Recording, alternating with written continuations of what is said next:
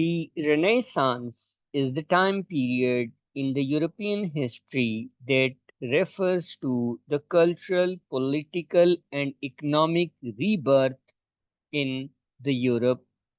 It is the duration that starts from the middle of the 15th century and goes around the 17th century. It marks rebirth of interest in classical antiquity, where we see advancements in arts, science, literature, philosophy that allows us to achieve transition from the Middle Ages to the modern era. Here, the key factors are the cultural rebirth, humanism, artistic flourishing, scientific innovation, and creativity in literary works and philosophy. Here we also witnessed geographical exploration as well. When we talk about art, we see the notable figures like Leonardo da Vinci, Michelangelo, and Machiavelli. This is the movement that is known as the Renaissance, which in a way created rebirth, revival, and brought newness into being. Assalamu alaikum. My name is Dr. Ismail Abbasi, and the today's session I would like to talk about the Renaissance. Renaissance एक ऐसा time period है Europe history के अंदर, और specially जब हम English literature पढ़ते हैं तो उसके अंदर हम देखते हैं कि किस तरीके से चीज़ें री इन्वेंट हुई थी, किस तरीके से चीज़ें एक नए पर्सपेक्टिव, नई डायमेंशन और न्यू एंगल से देखी गई। तो चार हमारे पास जो बेसिक चीज़ें हैं जिन्होंने इस एज को ट्रिगर किया और हेल्प किया हमें अचीवमेंट के अंदर related to the Renaissance. First one was Black Death.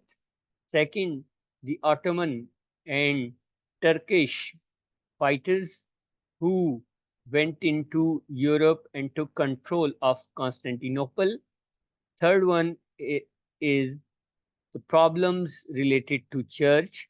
And the fourth one was wars between France and England.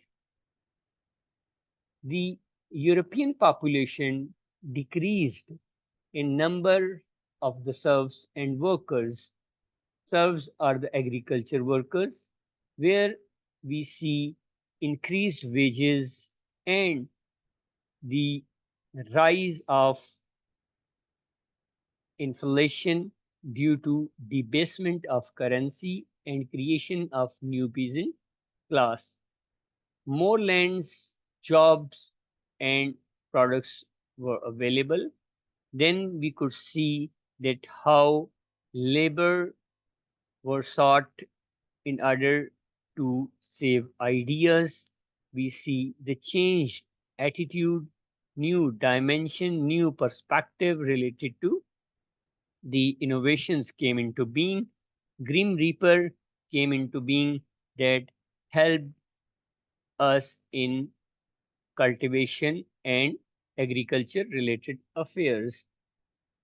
The second important factor is the fall of Constantinople in 1453, where refugees, especially the Christian population, started moving to the Roman Empire. Here we see great migration of the Greek scholars to the West, where we see books, arts, and teachers in a way reviving and recreating interest related to the artistic affairs. Here we see higher prices for trade as well. The third factor is the problems related to the church, where we see bureaucracy is working to protect itself rather than protection of faith was in their conceptual frame of mind. Their troubles with the kings occur Boniface VIII versus Edward, where we see church and taxation problems, there the eventual compromise and unum sanctum, no salvation outside of church, and everything, everyone, including king, subject to pontifical by Boniface VIII. तो यहाँ पर church के problem आना शुरू हो गए थे, authority का इशू था, अथॉरिटी की तरफ कंट्रोल था, ग्रेट सैचिज्म, जहां पर हम देखते हैं two popes elected, one in France and the one in Rome.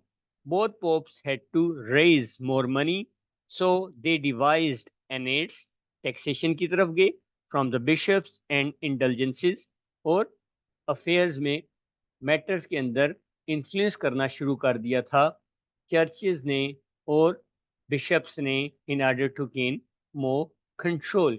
Here we see William Langland, who wrote about this hypocrisy and extravagances of the church. Extra खर्चों के बारे में लिखना शुरू कर दिया था उसने. His followers formed the Lollards. Then John Wycliffe said Bible alone is the final authority, not the Pope. तो यहाँ पर पोप के साथ फाइट शुरू हो गई थी. ट्रांसलेशन ऑफ बाइबल हुई इस टाइम पीरियड के अंदर. एंड देन हम देखते हैं quarrel over supremacy, councils versus Pope. Then councils met to force all appoints Pope to resign and elected another. So वहाँ पर प्रॉब्लम्स आना शुरू हो गए थे. Councils ended in 1449 unless called Pope Supreme, but who was true religious authority, Pope Councils or Bible. So Pope की authority को challenge आना शुरू हो गया था. एंड देन एक और इम्पोर्टेंट एस्पेक्ट जो हमारे सामने दिखता है वो है किस चीज़ का, matter related to the wars. हमारी सामने वार्स थी, 100 ईयर वार्स को कहते हैं. यहाँ पर अगर आप देखेंगे इंग्लैंड और France, they both fought. Effects of the war, French had national pride, and then French developed strong loyalty to the king. French king could raise taxes to support army. By 1483, French king was an absolute monarch, complete control में था. English king was stronger. English parliament Aahista Aahista influence कर रही थी, gain कर रही थी privileges from the king who needed more money for war. And new dynasty in England आना शुरू हो गई थी. Then France and England attach नहीं रहे. पीजेंट्स ने रिवोल्ट करना शुरू हो गए. इस टाइम पीरियड के अंदर एक लॉन्ग वार हमारे पास आना शुरू हो गई. So this was the background to the Renaissance, जिसके अंदर हमने देखी चार चीज़ों को हमने डिटेल में देखा. Black Death, Ottoman influence, Constantinople के अंदर जो हुआ था, fall of Constantinople to the Turks, church के प्रॉब्लम और वार का. so this is related to the background. Next session will include the detail about Renaissance.